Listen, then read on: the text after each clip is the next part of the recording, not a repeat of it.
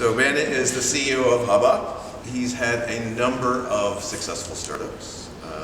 He founded another company called Axiom Group, and that was one of Canada's fastest growing companies. He exited that, and we'll ask him a little bit about what a successful exit means. Ben, please join us. Let's hear it for Ben. Where did this entrepreneurial bug start? Yeah, you know what? I always had jobs. Even as a kid, I worked about 40 hours a week at a skate sharpening place and a video store. So that was me growing up, which was great. It was nice to be a young guy with tons of disposable income because I had no expenses, which was wonderful. My first company was when I went to university. It was probably the best business I ever did, which was a laundry company. I went to Western.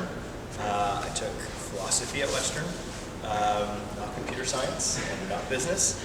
And what I did was I went to a laundromat and said, you know, for a 20-pound bag, how much would it cost to wash it and clean it? Because we have a whole bunch of students here with lots of disposable income.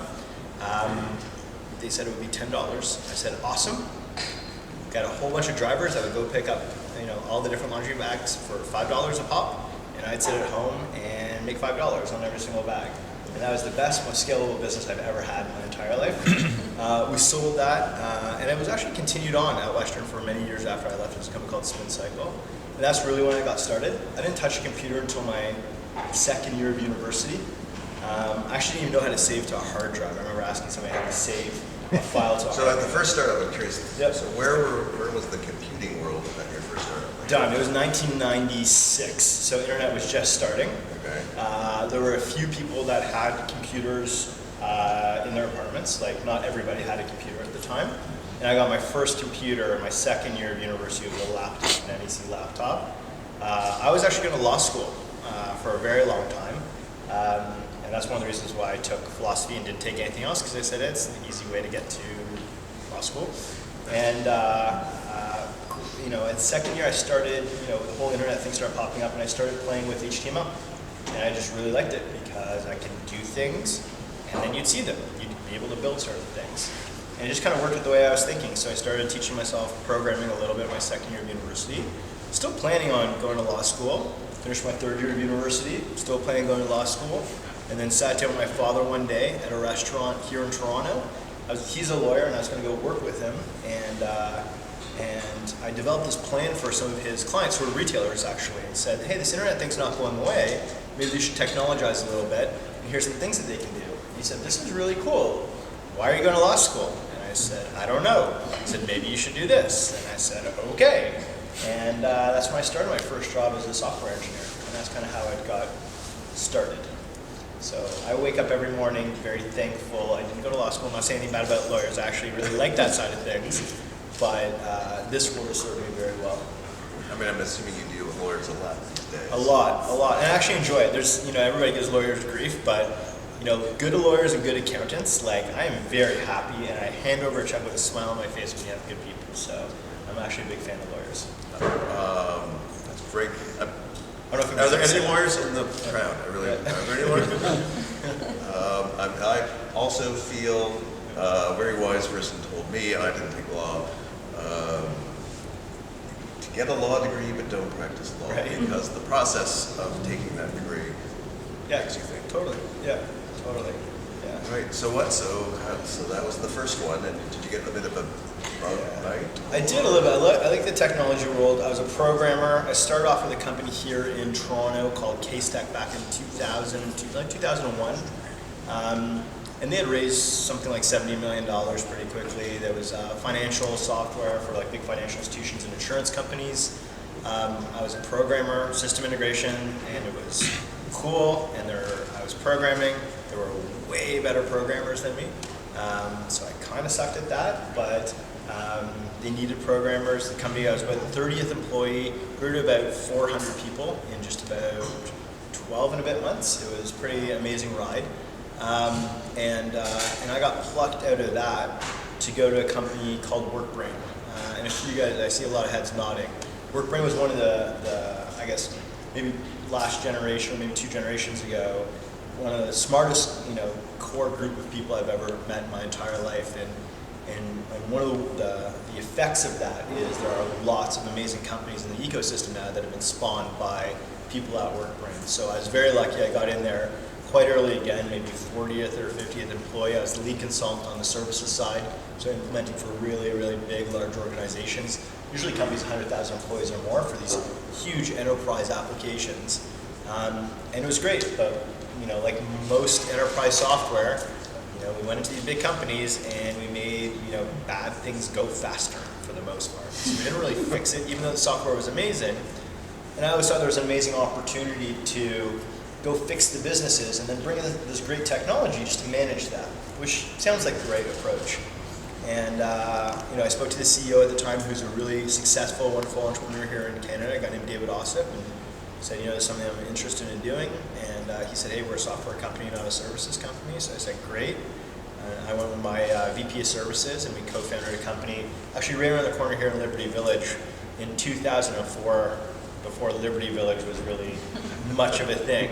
I remember he told me, hey, just go check out this place. And I chose a place, and it was in Yorkville, and I think it was $30,000 a month. And he chose this place, and it was $3,000 a month. He ended up winning out. I didn't know what was going on. As soon as you get onto the bridge, you're like, where is this place? And it turned into a really vibrant, amazing community. So that was the beginning of my real kind of true entrepreneurial start with building big companies was with Axiom. So it's always, the startup world is kind of roller coaster ride when you're doing a startup, or everything's going great, then something disastrous happens and they go down again. And so, there's got to be challenges and all that. Sounds great, but what was your biggest challenge in that, maybe in the Axiom side? Well, the Axiom team was an interesting one. I was 27. We grew really fast. We were about 120 people in 18 months or so, and they were all older and more experienced than I was. So we were profitable from day one as a services company. So we left and we had clients like Citigroup and Fidelity, these amazing clients. My partner and I left. You're building from day one. So what Axiom Group was this kind of high-end, exclusive boutique consulting firm. And really what we acted as, we're like the consigliere to these senior executives for these Fortune 1000 companies all over the world. And we helped them manage their largest expense, which was their labor cost.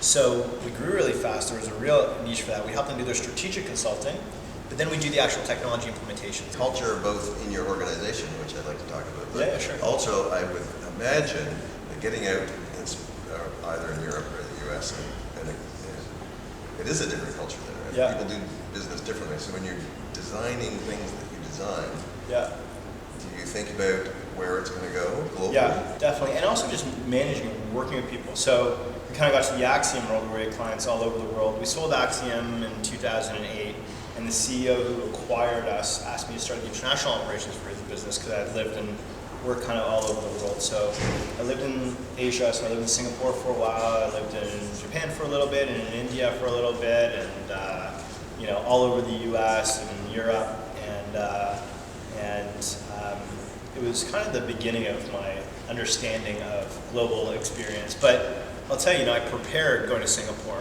I prepared in terms of, cross-cultural training, understanding customs, understanding how people did business. I was very prepared for Singapore. I had a bigger culture shock going to Alabama than I did in Singapore. And actually, after we sold the company, I moved to London to start the international operations for the acquiring company. And in London, actually, I wasn't as prepared for as I should have been, because most people don't prepare for it, because they're like, hey, they're a Western country, they speak English, it's fine. And it's very, very different under the surface, and especially doing business, it's very different under the surface. So I kind of take those experiences, and how I build teams, because I love all the different experiences, and I love all the different people, and that's an important piece of what I care about. I definitely care about how I do business around the world, and our product has to be able to morph into different things for different people. And that's geographic, that's what people's business cases are, whatever it is. When you're building your startup, so if you're building, I see a lot of startups in Toronto, and they're building, and they're in Canada, and they're doing everything, and they're talking about scaling to the US, or scaling to Europe, or scaling to China. But if you go to these different places, you realize that what works here needs a little tweaking or something based on culture. in experience? Is that No, what it's the biggest, I think it's the biggest downfall of many companies is the ability to say, hey, we did it here, so let's replicate it here. We have the playbook, we have the playbook, we have the playbook, and it's absolutely incorrect. It needs to be modified for wherever you go. I've done it too, like I've blown my brains out. I think most people blow their brains out starting an Australian operation. Like Australia is awesome. And very similar to Canada, especially like some of their buying behavior and some of their consumer behavior, all that stuff is very similar. But just by, it's almost like they're on a different planet, just being on the other side of the world and how difficult it is to have a team, have culture, have some type of connection between, and just like wanting to talk to people at 11 o'clock at night so that you can actually have a proper conversation, how all that works. So you exited Axiom, and in my reading and doing some research, so that was a successful exit. Can you define a successful exit? The big thing for me is that, so we started getting a whole bunch of offers on the company as we were growing. We were highly profitable for a services company, like huge net margins, because I'm a product guy. Even though I was in services, as a product guy, we really productized our services. So we were able to sell really quickly and implement really quick, and we had all these great tools and things that we did. So we got great multiple on the business, which is great. That was one thing. But the other thing is, as we started getting all the acquisition offers, a lot of our people came from like the Accentures and the IBMs of the world, and if we kind of sold back to them, people probably wouldn't be so happy for the most part. So we found somebody we really liked. What I consider successful is I judged a business competition with a man named David Shaw, who was a Pepsi executive all over the world, a wonderful guy, at the Queen's business competition, and just really liked him, and went to him one day and said, hey, he was a Pepsi executive, but he bought KPMG's career transition practice and created a human capital management firm. And I said, hey, you do recruiting and leadership development and career transition. We're people operations. We actually fit in. We can be great partners, but just so you know, we have these offers on the table. Maybe it's something that you're interested in. And we had this wonderful deal with this great respect for each other. We actually kept the Axiom brand. It's still actually running here in Liberty Village, right across the street right now. We continued to grow. It's still a growing company, and we just had a really great relationship. So I consider that a successful exit, where we went from idea to building to scaling to having a great reputation to selling the company. And then I stayed on it for almost 3 years after to just work on the international side, be able to almost build another business solo without my partner this time. I'd go overseas, not know a single soul who could be a potential employee, not know a single prospect. It was also 2008. We sold August of 2008, right before the world imploded.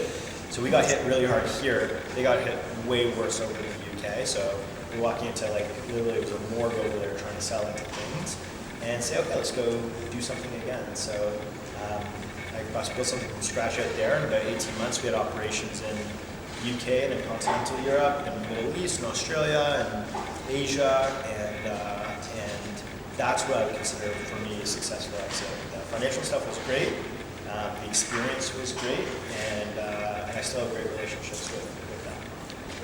So then we moved to Hubba. So Hubba's in sort of the Steve Blank side of things, where you take this thesis and say, okay, I have an idea, and how are we going to prove that anyone wants it or anybody will fund it? So what was this? Where did the idea come from? And how did the team, and where was the first seed? I'm just kind of curious. So I'm a Canadian guy. BlackBerry through and through. Nobody could have said a bad thing about BlackBerry near me in 2008. And I moved over to the UK, so I was going back and forth every other week for 2008. In 2009, I moved out there with my wife. Got married May 3rd, and by May 20th or something, May 29th, we moved over to the UK. We're see ya, everybody. We're going to go away. Moved over to the UK. My BlackBerry wouldn't, O2 wouldn't give me a corporate account in the UK because I wasn't there long enough. And I couldn't connect my BlackBerry Enterprise server without a corporate account. So I had to go to this new thing, an iPhone, that just came out. It was kind of the 3G, 3GS time that it came out. And I hadn't had an Apple product before, ever. And all of a sudden, everything connected. And I had this remote control for life versus just a communication device. And although it was a better browser, better connection, I couldn't get information around the things around me. And I'm a complete information junkie. If somebody talks I need to know right then and there. So said, hey, I can't get this information. It's a big deal right now. It's 2008. It's probably going to be a bigger deal as things move forward on this digital world. So let's kind of look at this. And when I looked at it, Hubba, the genesis of it was really simple. Anything in commerce is a really basic formula. There's a product, there's a transaction, and there's fulfillment. And at that time, I could name multi-billion-dollar companies in the transaction world, whether it was the PayPal, or the Stripes, or the banks, or the credit cards, or whoever it was.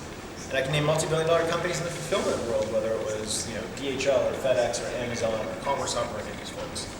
But there was no monster commerce data company that just owned like all the product information that powered that world of commerce. So I kind of said, I can go do that. So somebody's going to do that, actually is what I said first. So somebody's going to do that. I'm just as smart as somebody, so I might as well go do that. So I almost reverse engineered the company a little bit. So Axiom was great, kind of bottom up. Right. And I knew it was great, but you can only scale a services company so far. This one I knew was a swing and said, okay, let's go build this monster commerce data company. Awesome, how do you go do that? Well, what we said is, and our thesis was, if we want to power the world of commerce, we need to build the richest, most comprehensive data set of product information. Cool. People have tried and failed for decades. How do you go do that? And you can go scrape the web and go get a whole bunch of data. Problem is, right now there's about $1 trillion of commerce that's reliant on digital product information. So you guys all, if you look online and buy online, or if you look on your phone and buy on your phone, or if you look online or on your phone and then buy in store, you need digital product information. Only about 25% of it is correct. So we're not going to scrape the web. We're not going to get a whole bunch of user-generated content. So we said, great, we'll get the brands themselves to keep this information up to date, which is the hardest approach you could possibly do. So that's when we really started looking at it. So that's kind of the genesis of Hubba, saying, hey, there's a big, huge problem here, and how do we go do it? So Hubba, just at a very high level, is really just a data platform, right? So if you go to Walmart.com right now, you pull up a product, it could be Dove, soap, whatever it is. That picture, the SKU, the dimensions, the specs, all that stuff comes from Hubba, right? Or could come from Hubba, depending on which product you're looking at. So that's the type of stuff that we're fueling. And that happens in retail, it happens on marketplaces, it happens on Facebook buy buttons, on Twitter buy buttons, on your Samsung fridge that orders your milk for you because they know that it's low. All of that needs product information. So Hubba at the core of it is the fuel that powers all of that. So we're just a data platform, and we have two buckets in our data platform. We have really this one bucket of every piece of product content for every single product on the planet. So all the SKU, numbers, dimensions, all that type of stuff. Lifestyle shots, YouTube videos, whatever it is on Hubba. And then because of the nature of our network, we have the connections between every product, every brand, every agency, every retailer, every distributor, every marketplace. We just have this web, basically this web of commerce, a little bit like Facebook has a social graph, we have a commerce graph. So when you get the building blocks of all this information, and you put on top this amazing commerce graph, it's a very powerful thing to have. So is the theory, that was the thesis. Awesome. How the heck do we fill up those buckets? So then we started thinking about things that basically fix problems today on the brand side, where we will get them because we're solving a problem for them. So one of the biggest problems is product listing forms. I don't know if any of you are in the commerce world, but if you want to get something listed on Walmart, you have to fill out these ugly, ugly spreadsheets that take you weeks to fill out. And they're like 160 attributes, and all structured and garbage data. And we said, hey, just by having your stuff on Hubba on one single source of truth, you just push the Walmart button and we'll automatically generate it for you. It takes 0.4 seconds now. You want to do that? Yep. Awesome. So go put your stuff into Hubba, and that gives us all the data, so it fills up one bucket. They connect to Walmart and all the different retailers, it fills up the other bucket, and we can charge them for that. So that's one way of getting data into the system. And then we just keep on building more and more products around that to make the lives of the brand marketers easier, and by doing so, they fill up both of our buckets and we get to charge them more. Hubba is the world's richest product information data set. Yeah. So you don't talk about big data. Nope. Well, sometimes, but I don't want to talk about big data. It's not overused. Yeah. And then you describe what the product is. So that process of coming up with that really simple statement of what your company I still can't do it. Honestly, I still can't do it. It's actually the hardest thing for me is maybe because we're a platform and there's so many things that we do, and I know the 80 things that I want to do, and if I say it's just this, I feel it's minimizing. My biggest trouble actually wasn't the product, wasn't our community, wasn't whatever. It's like, what the heck is Hubba? And actually, I literally had this conversation I'm hiring a wonderful marketing person. Hopefully I'll be able to bring her on board. And I literally just had this discussion with her where I walked her through, that whiteboard session where you're like, you have the marker, you're up there, here's all the different diagrams, here's what we do. And, I'm passionate, I kind of go nuts. And after half an hour, she's back, she's like, this is awesome. So this is what you do. Yep. Okay, so you explain to me what you do, but what do you do? Like, tell me what you do, right? So there's a whole kind of messaging piece of it, which is very hard. So, of course, we make your life easier with product listing forms, great. Just by virtue of having your stuff on Hubba, we can get you discovered by thousands of brands, great. Well, you're a meeting place, we're like a social network for, I keep on going around. So, I'm always playing with it, I'm always toying with it. Our goal is not just to be the utility, but we're like the meeting place for commerce, right? You start on Hubba. If you're a brand, you go to Hubba every day. Here are the people you need to connect with. Here are the brands, other brands you need to know about. Here are retailers you should get your stuff to. Here are other products you should know about. And here's what we're going to do. We're going to be your best friend. We're going to help you. And that's how we're starting. But every day, I'm always tweaking. And it takes, I probably tell the Hubba story. I was counting this on average about maybe 3,000 times a year. I just wanted to go a little bit about on the money raising side. Yeah. So there was a seed round for Hubba July 1st, Yep. $3.4 million.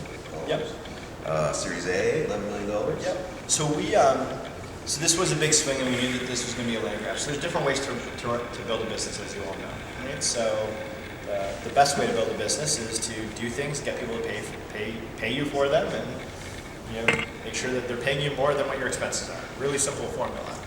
There's sometimes though that you need to really grow really fast. So in my world, we're taking a big swing and we said, okay, this is going to be a monopoly, right? It's a huge market. If you can be the online product catalog for the world, huge market. We also believed that it was going to be a monopoly. So this is all about critical mass and growing as fast as you can. So it's a big technology play, of course, because you need self-service, you need to be fast, everybody needs to love what you're doing. Great, the technology's there, but it's a land grab. So we knew we needed to go fast and we needed to accelerate, which we knew meant that we need to invest early, heavily early on, which means that we weren't going to have cash early on. We need to ramp up our expenses really quickly to make sure we dominate the industry. So we had a gap in between what we were making, zero, and what we were actually putting out every month, which was a heck of a lot of money, which means that we need to fill that gap. And of course, it would have been great to fill that gap with revenue, which we could do. And then there's just multiple steps that you can take. So you could have taken on debt, potentially. You could have taken on angel money. We did it as convertible debenture originally. So you take on that type of debt. There are lots of different ways you can do it. Or the very bottom, you can take on VC money. And I have very strong opinions on all of that at varying stages. But we did it in a really interesting way, which is, you guys probably, for those of you raising, there's Y Combinator came up with a thing called the SAFE, which is a little bit of a hybrid between an equity round and a debenture round. It's really more of a debenture round without some of the clauses that a typical debenture has. But we did that really early. We did that about the middle of 2013 with our initial angels. Because SAFE before the SAFE? I'm now laying claim to the fact that I created the SAFE. Okay. No, but it was a similar structure because SAFE convertible debenture didn't make a lot of sense to me because at that early stage I didn't want to have repayment terms, interest in front of me. I didn't want to wait 3 years and have this sword dangling over me, which is the worst thing you ever want to be in as an entrepreneur, is backed into a corner. So took those away. So it wasn't really a debenture. It was only going to convert to equity.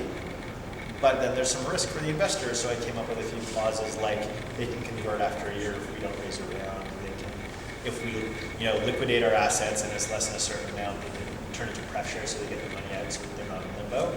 So there's certain things that we did, but I always like I personally do debentures really early because it's hard to talk about what your company is worth. And I didn't do it with institutional money for the most part. I did it with a company called Brightspark, which historically was a very well-known VC here in Canada, a guy named Mark Zifkin, who was the first guy institutional guy who drew a line in the sand and said, I will bank on you no matter what. He decided not to raise a round, but actually syndicate with a whole bunch of angels, which was a unique model at the time, and I liked kind of being the guinea pig for that. So it was a VC, but it wasn't really a VC, which is what I wanted at the time. And then we're a business network, but we brought on one of the co-founders of Baidu, we brought on, there's a fund of like the first 20 Facebook employees that we brought on board because they needed certain growth. Early folks at Uber, early folks at Instagram. We brought on some really great angels, a lot of partners at VC funds who we brought on personal angel money. The angels, where they've done it, they're their own entrepreneurs. They've done this before. They understand what you're doing. Exactly, and they were just wonderful people that have done lots of great things. And I just care about having great people around the table, and it wasn't about, there's benefits and disadvantages to having like Andreessen Horowitz and Sequoia in your seat now, right? And sometimes it works great, sometimes it's terrible. And I always wanted to get to a point where I had the people that I wanted. For me, I always care about terms of deals. So valuation is a certain thing, and it sounds easy to say when you raise that much money, but I didn't really care so much about the valuation. I cared about the specific clause in the way that we ran our business, and that was the key thing for me. And I can do that early on, and I can do that in our A, and then I'm at a point of leverage where if I do want to talk to the other folks, and that's what we get from the inbound, we can do it on the terms that I want. So we raised that, we raised our A, and then with a company called Real Ventures, which again, we were talking to all the Valley folks, and Real Ventures kind of came in over the top and said, we really believe in you guys, and literally did the deal in about 20-something days. They were great, and they've been great so far. And then the beauty of that is, again, not getting back into a corner, is our plan is to raise it to the end of 2016. And the beauty of high growth and not being backed into a corner and having money in the bank is all of a sudden you get a ton of inbound. Nobody would ever talk to you before, and now all of a sudden January comes around and everybody wants to talk to you. It's amazing how things happen when it just switches. So I'm in no rush. We have, we're pretty open about it. Don't have a huge burn. We have about 20 months of runway right now, so we're in no rush, and we're killing it in terms of our numbers right now. So when the right partners pop up, we'll close a deal, but it'll be a good deal hopefully coming up. So you said that there's debentures, there's angel money, and then the lowest of the low is VCs. Can you elaborate on that a little bit? Not lowest of the lowest. Okay, so put the words in your mouth. Yeah, there's a lot of good VCs. There's a few great VCs. There's some good VCs, and then there's a lot of other VCs. And what makes somebody good or great actually isn't necessarily like track. It's who's good for you or who's great for you. And I look at money as money. Like, what money am I taking from who? It's not necessarily, I don't care if it's from a VC or if it's like, do I need anything from that, or do I just need the money is one, right? Can I just use dumb money? If I need strategic money, is it from a strategic investor? Is it from like an institutional strategic investor? Is it from a human, like a non-institutional person that I could take from? Right. So my point of the VCs is people generally, and I'm the worst at it because although at 27 I had a huge ego, and I wanted lots of people working for me, and I wanted to tell everybody that everybody worked for me in the entire company, and now I'm 37 and everybody thinks my ego is the opposite because I like small teams and I like to do $10 billion in revenue with like 30 people. But my ego's even bigger. I want to build a monster company, right?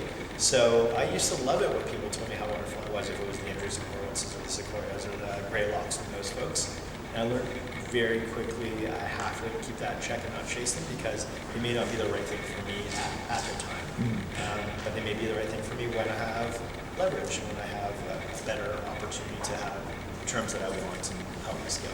So they're great. All of them are great, but they have to be right for you in their own different way, and you just have to be careful not to chase. And that's the hardest thing to do, specifically when somebody tells you how good looking you are.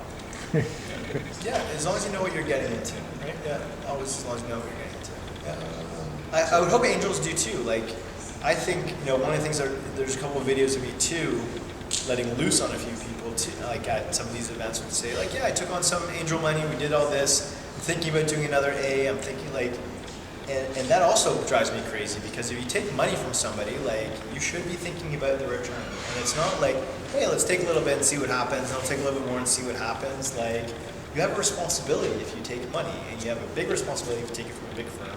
You also have an even more responsibility if you take it from an angel, because that's somebody's, like, kids' college fund, or like they could do lots of things with that. They could go buy a car, they could do a whole bunch of things with that, and have a responsibility. So I think people take it really lightly, and If somebody says, hey, I'm drawing a line and saying I'm going to bet on you and I'm going to like back you, it's a big deal. And I think that we are kind of in a culture a little bit now in the startup world where we take it for granted and sometimes feel entitled to it.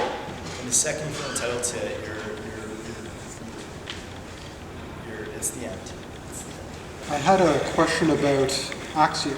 Yeah. You mentioned early on that sales came very quickly, Yeah, profitable from the beginning. Yeah. And I noticed you also mentioned big firms. yeah, My experience is that big firms kind of decide slowly. yeah. So how did these sales happen so fast? In our world, we were one of the first ones that kind of created this third-party objective consulting firm where we said, hey, we're on your side brand, or we're on your side retailer, we're on your side company, and we're going to be your right-hand person versus in our world beforehand, it was all services or organizations on behalf of the software vendor. So they didn't have necessarily the trust or the vested interest in always making that go faster. So if those have gone sideways, we were able to walk in very quickly and say like, hey, you have a $10 million deal that's going sideways right now. We can be your guide here and help you, and we can actually help manage the software vendors on top of that. And you don't have to worry about anything because we'll take that on. And one of the things that we did really early on was to say, we'll guarantee it, right? So we'll come on, and if you don't like what we're doing in 60 days, we're not going to charge you for that. And we did that from day one till the day that we finished. And we had 200, 300 clients, and nobody's ever taken us up on that. But just the ability to say that got us through procurement processes unbelievably quickly. So even if we had to eat that on a few deals, the customer acquisition cost versus what we got out of it was unbelievable. So that was one of the ways that we were able to say 10 times fast. So just so I understand, Yeah. were you saying like a 60-day like money back guarantee, so to speak? Yep. Wow. Yep. The one thing I always pushed in our services organization was the ability to answer a question, right? So how much is it going to cost? $25,000, right? Or, hey, I think that this is going to, this might be a really difficult thing. Do you think that you guys can handle it? Yes, we can handle it. Like, the second you get that hesitation of somebody saying, like, that one look, every consulting firm will give you that one look. Do you think you can do this? Yeah, I think we can do that. That one hesitation kills you. And all of our folks were so good, they just want to say, like, just stand up behind it. Like, we can do these things. Tell them we can do it, and we'll give them the money back if they don't. And we were just confident, and we were really good at what we did. So nobody else, like the Accentures of the world, they would never touch it. The IBMs of the world, they would never get in a situation where we get their money back. And you know, everybody thought that we were the cheaper alternative. And the reason why we were and this was a big deal too, is these implementations were really large implementations. So Accenture might have quoted them $5 million. We might have quoted them $4 million. So everybody thought that we were undercutting, we were the cheaper ones. We just had way better processes and way better people. So where Accenture was putting on 100 people, we put on 10. When we charged them through the roof, it would still be, the total overall would still be way less than Accenture ever would. So we never really undercut it, but we actually helped the value of the industry a little bit. So that was always an easier approach. From a services organization, that was the way to go too. We didn't want to be 10,000 consultants ever. We wanted to be several hundred consultants that just charged through the nose and had clients so happy to pay for it because they found value in it. Thanks. How do you prioritize your day? I'm terrible at it. So things have changed a little bit. It depends on the stage of company that you're at. When you're 5 people, you're doing everything always and running around like crazy. Now I got to the point, maybe this is the maturity piece, is I have so many people around. So there's 35 people in our company now. It could be 200, but actually I think 35 people do the same as 200 people do. Everybody in our company is at the different sections that I was doing is better at it than I am right now. So my company runs better when I'm not in the room. And that's the way that I really prioritize my day, is I let people really take on majority of things. So, but you still have responsibilities, I obviously. still do. So I focus on a few things. The biggest thing that I care about right now, and for the most part, once I kind of transitioned to, I can let go. I have an amazing, the first thing I ever got was an unbelievable chief business development officer, a guy who was focused right on the business. I was a product guy at heart. I love sales, and I love going, I'm really a product guy at heart. First thing I got was a business development guy so that he'd complement what I was doing and I could still focus on the product stuff, right? So that was like 5 or 6 people. As we got to like 10 or 11 people, the next kind of senior hire I got was chief operating officer. Details, minutia, like financial statements, dealing with banks, dealing with whatever. I suck at details. Get somebody like who can do that. He's unbelievable at that. Then as we finally grew, the latest piece that we got for our executive team was a chief product officer. And the second I had kind of all of those in place, my job really became one thing, which is we have these four walls. My job is to make sure that the smartest people in the country are within those four walls. That's it. Collect people and just make sure I have enough money to pay them. That's all my job is, because if I get all the right people, our go-to-market strategy will be the right go-to-market strategy, or they'll be able to fix it. Our product will be the right product, and we'll be able to fix it. But my job is strictly make sure that we've got the process in place, that we have all the best people in that. Yeah. So what is Hubba? So what is Hubba? I thought I explained that. Ask me tomorrow as well. Hubba, it depends. Here's the one today, which is true. It is the world's largest product discovery platform. If I am a retailer and I'm looking for the latest and the greatest, the most interesting brands, Hubba is the place where I find it. That's only one part of it. Yeah. Sure. As entrepreneurs, we go through a lot of different emotions depending on where our business is going. How do you separate your decision making from the emotions that you're experiencing in the moment? That's actually a different question than I thought you were going to ask.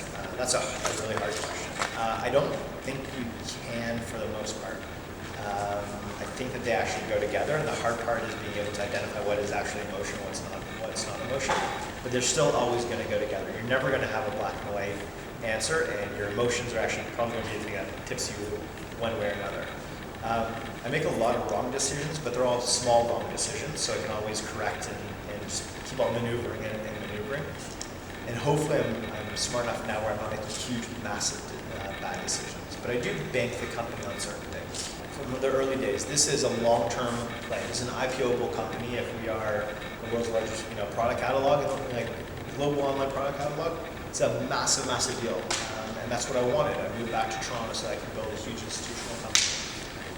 To do that, I need to do it in certain stages. First stage, land grab, acquisition. So don't ask me about if people are using the platform or if we're charging people or anything. I just need them in. So that's all we focused on literally for 2 years. And I need to get people who understood that. Right? Not all VCs are understanding that. Now I really nailed the acquisition piece. We brought on 1,000 companies in our first 140 days. That was a big deal. 2 weeks ago, we brought on 1,000 companies in 24 hours. Acquisition stuff we did really, really well. Right? It was a 35-person company. Now we're focused on usage. So I'm not even focused on engagement and what people are doing. All I care about is that they're coming back. That there's enough value, people are coming back. So that's all the company's focused on. So I actually said to the entire company, all this great stuff out there, monetization, engagement, usage, and all we're focused on as an entire organization is one metric. Our one metric that we had to figure out was, how do I prove that people are coming back to the platform? Because for me to raise a large B, which is what I wanted to do, I need to answer one question, which has two parts. Are people coming back, and are they doing what you want them to do? If I can, it's super, super vague, but if I can nail that, which is what all people care about, then I can raise the things that I want to raise. And again, raising is not the milestone, but for me it's the means to end for a little while. So I actually broke that down and told the entire company, okay, are people coming back and are they using it the way that we want? I don't even care about the second part. I just care about the first part. Are people coming back? So how do we prove that people are coming back? And the way that we did that is we said, okay, what's an active user in our platform? And we're a business platform. So if somebody comes in within 90 days, we consider them an active user. So just part of our active user pool. Historically, companies like LinkedIn, which is what our analogy is the B2B network for the most part, they focus on how many monthly active users there are. So LinkedIn, their big stat is they have 25% monthly active users. So 25% of all of their users are in there once a month. By default, our monthly active user stat is 60%. Huge number. It's amazing. What I focused on is saying we're better than a typical business network, but we're not like a gaming platform, which is daily active users. So I'm going to focus on weekly active users. So this is one of those decisions where you said, okay, I'm banking the entire company. So we're going to spend the next 6 months, and I need to be able to tell the story that this is a thing. And I need to choose one thing, one metric only. So we chose this thing, weekly active users over quarterly active users, wow cow. There's actually a big cow in our office with sunglasses on. It's called the wow cow. And that's all the company's focus on is that one number. And that's betting the bank, saying, if I can get that number to 40%, say 40% of all of our active users are in there every week, that blows the roof off of what any business network out there can do today, and I should be able to raise whatever I want. Now, that is guessing that nobody's going to care about monetization, nobody's going to care about anything else, and that is the stat that's going to happen. That's a big, big bet. Technically, and like from a non-emotional perspective, it makes a lot of sense. Emotionally, like we're a lot more than that one metric, and like we may get to October and somebody's like, that sounds good, but like I need to know if you have revenue, or the macroeconomic conditions are changed and you need revenue, otherwise like I don't believe that you're a real company. So there is no splitting of the technical versus the emotional. The technical was like, that's the right call. The emotional was like, oh God, are we really going to do this? Like, oh God. And now the marketing department, it reviews the content that goes out. Does it drive weekly active users? The BD department, everything that they do, every campaign that they do, is a weekly active user. So it's targeting our existing user base. And every product feature that we do is weekly active users. If it has nothing to do with weekly active users, it doesn't exist within Hubba. So there is no separation between the two. There's sort of half gut, half technical. So everything that we do is outbound email marketing. 100% of our acquisition. Nobody's ever logged on to Hubba.com and signed up. So we haven't turned on the PR engine yet. We haven't turned on inbound marketing yet. We haven't done any SEO or done any SEM. We don't drive people to our site. It is really saying we got so technical. And one of the ways that we did this was early on I implemented an investment banker rehab program. So I took a bunch of investment bankers and said, okay, you have a choice. You're all data driven, you're all smart, and you're all like, you know, hyper like motivated. I've got the stuff that I need to do. So either you're going to go and continue on the investment banker path, or you can make a career change right now, and I can kind of break you guys down and build you up into these amazing folks. And not that they weren't amazing folks before, they were amazing folks. And you know, most of them were like 27, 28 years old. We brought them in. I said, okay, here's what I want to go after: is this acquisition. We need to find out who within a company is the type of person we need to go after. We go after CMO, it's too high, they don't know that this is a problem. It's the admin, it's too low, and like they don't even know that this thing exists. So we need to find exactly who to go after. Then when we find out who to go after, we have to figure out exactly what we tell them.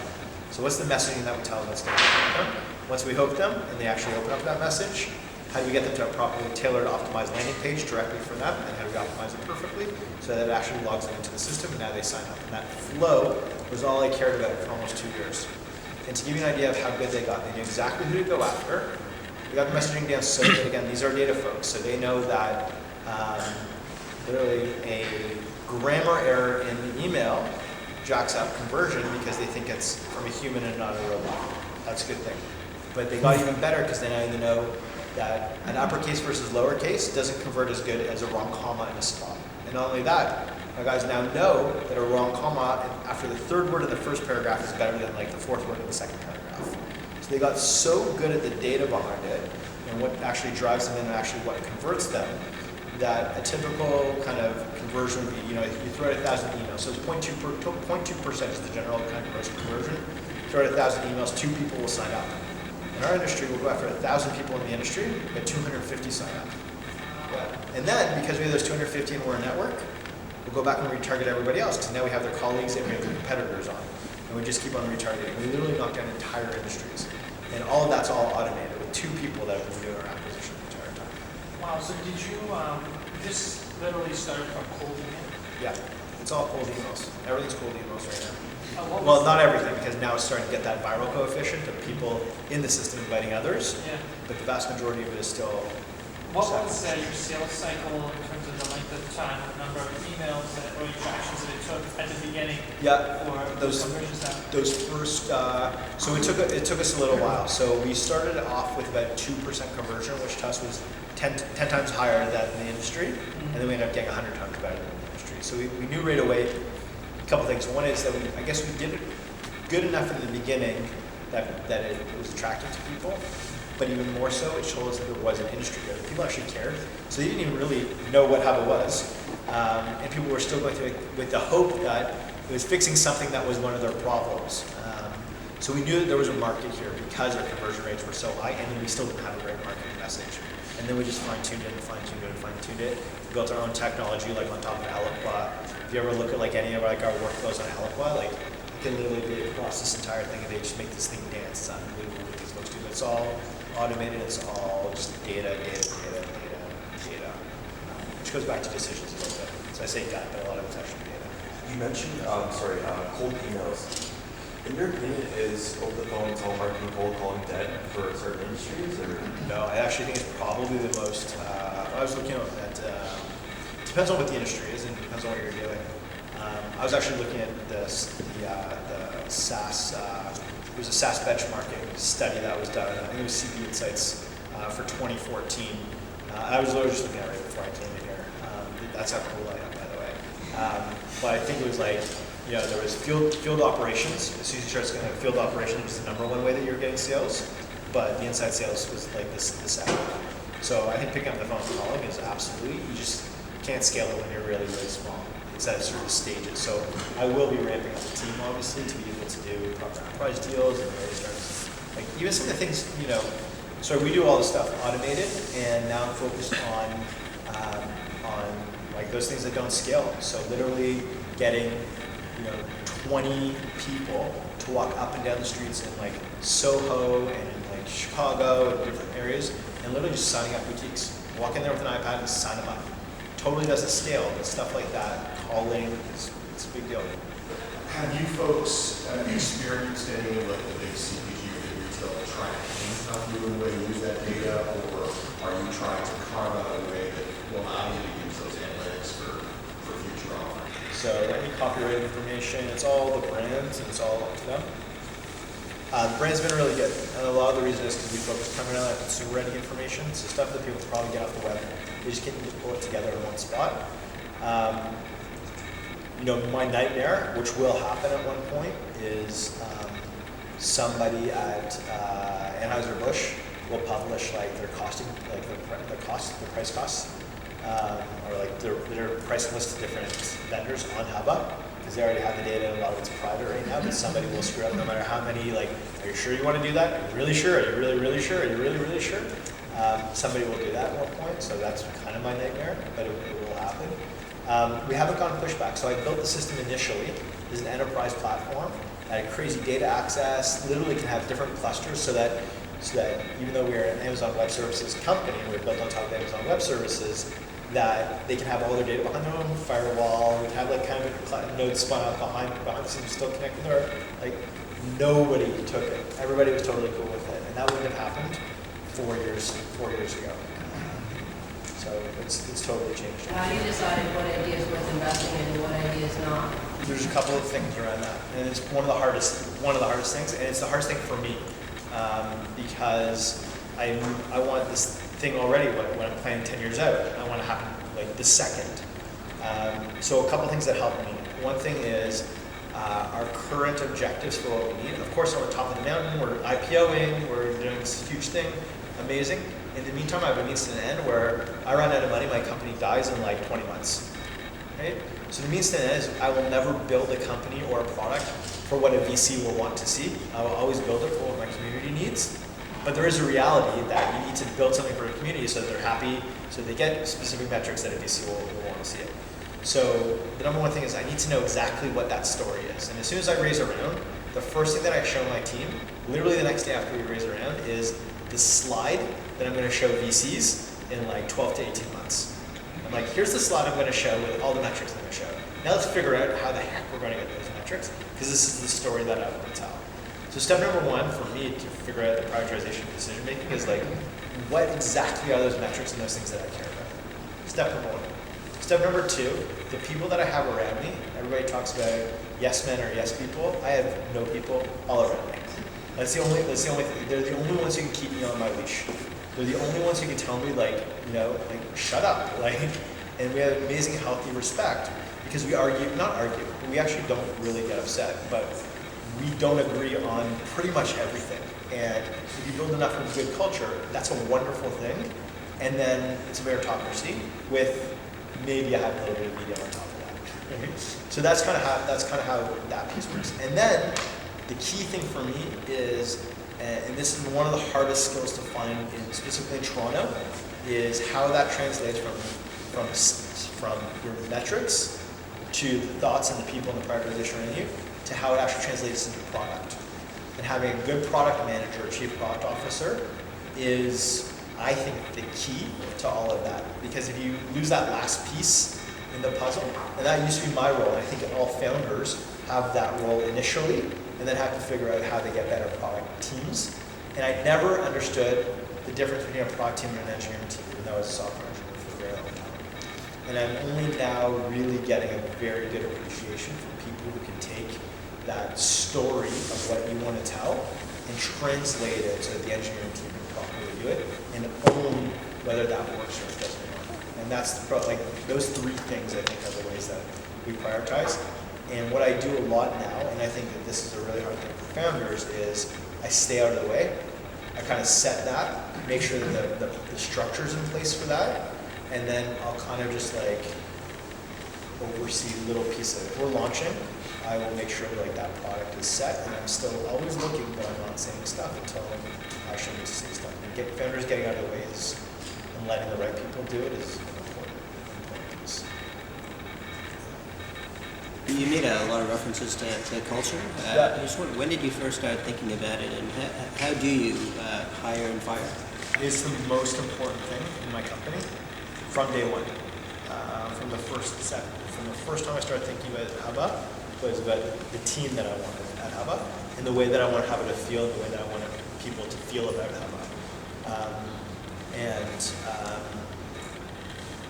I just got a compliment yesterday of somebody who was in an interview, and they said two things. One is they said, and I don't think they knew it was a compliment, but they said, the way that we piece our team together is more systematic than any company that she's ever seen before. Like the thought process that goes behind every little piece of the people that go into our because to me that's my product, right? There's the product that we build. My product is the actual team. So I'm almost my own product manager for a product.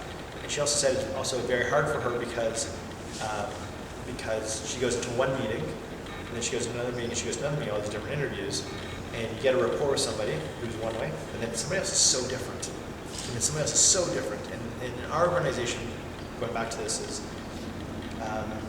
is I care more. So I don't know where anybody went to school in my company. I have no idea, except for one guy, because he tells me all the time. But aside from that, I don't know where anybody went to school. I know I hired Sarah, who's one of our amazing developers now. I hired her into her role because she wrote me an unbelievably good email. Best email I've ever read in my entire life. And hired her on the spot, but basically brought her in for a coffee just to make sure she wasn't crazy. But brought her in because I hired Ken because, I loved him. He had this, Lust for Life, Trek to Everest Base Camp. That was what was important to me. Our head designer was a guy named Jose. He doesn't know the reason why I hired him is because he's this quiet guy, but he does close-up magic. And he just mentioned it briefly. And I was asking him about it because in close-up magic, you have to have some confidence and you have to have some discipline. I said, how do you figure out, he's like, well, I had to practice the palming move. I said, how do you get good at the palming move? He's like, I just went to my room and I practiced for 3 hours a day for 3 years. I'm like, what? That's the guy I want as my designer. The guy's a perfectionist like that. So those are the types of things I care about. And more importantly than those things, I care about the relationship between Jose and Sarah. And I think that's where everybody kind of screws up. And you see this a lot. So everybody talks about diversity or hey, I can't do this because I have to hire the best person for the role. I can't always hire. And I think everybody looks at, let's say, VP of marketing. So they're a 10 out of 10 or they're a 9 out of 10, depending on the two different candidates. And nobody gives a score for the interaction between the VP of marketing and an engineering person or somebody else sitting beside them. Right? So I think that there's two dimensions to hiring, which is, are you good for the role and are you good for the team? And if you mark each one of those, for example, 10 out of 10, so now you have a score of 20, the person who's a 10 out of 10 on skills could be a 2 out of 10 on the interactions with people, and the person who's an 8 out of 10 on the skills could be a 10 out of 10 on the interaction with people. I'll take that person all day. And that's the person that usually gets screwed because they're not the top person for the role. They don't have the skills for the role. And that's actually, to me, where people say oh, I'd love to hire a whole bunch of women, but I'm always going to hire the right person for the role. But you know what? If you have a full team, you better have people who have different ideas, whether it's new immigrants, whether it's young people, whether it's old people, whether it's people of color, whether it's people with different socioeconomic statuses, whether it's women, whether it's men. It should be a whole bunch of different people. So the best person for that role isn't the person who necessarily has the best skills, it's who's best for the team. And I think that's where people blow it. So we're very, very systematic of not just what skills people have, and really it's about the ingredients, not even about their experience, and more importantly, like how that interacts with the rest of the team. Because that respect that we have within an organization, there's just the safety there, where people can do like crazy stuff, everybody will respect it, people can argue, people will respect it, everybody likes to be with each other. That productivity on a team is off the chart. So we have a very special thing at Hubba, and I spend a lot of time saying, okay, and this is the full discipline at Hubba is, we have something special. We have 35 people now. We're going to go to 300 people hopefully in the next 18 months, probably where we'll be. Awesome. How the hell do we protect special? And that's what our focus is. So we had to break down, like, what makes somebody special within Hubba? That's a very, very hard exercise to go through. But I did that. And then I said, okay, great. These are the things that we think are really important. How the heck do we test for that in a proper process? So now we have a proper process. And there's a real gauntlet. And there's a gauntlet because A, we want to protect special, make sure that people come in. And B, when people get in there, they should feel like they deserve to be there, right? So it's not like, hey, the CEO knew me and like that's how I got in there. There's such a high caliber of talents at Hubba that everybody needs to feel like they deserve and they belong there from the second they walk in. So it's a real kind of methodical piece of it. I think people blow it all the time. That's actually, you know, our secret sauce was the BD engine that we built on top. Maybe, but the secret sauce at Hubba is the way that we actually piece people together in the company. It's the most important. And when you get it wrong, do you fix that quick? There's a fine balance because you want people to be able to screw up, do dumb things, and feel safe doing dumb things. And on the other side, if somebody's an asshole, you want them out of the company. So, but you also want people to feel that if they screw up, they're not out of the company right away.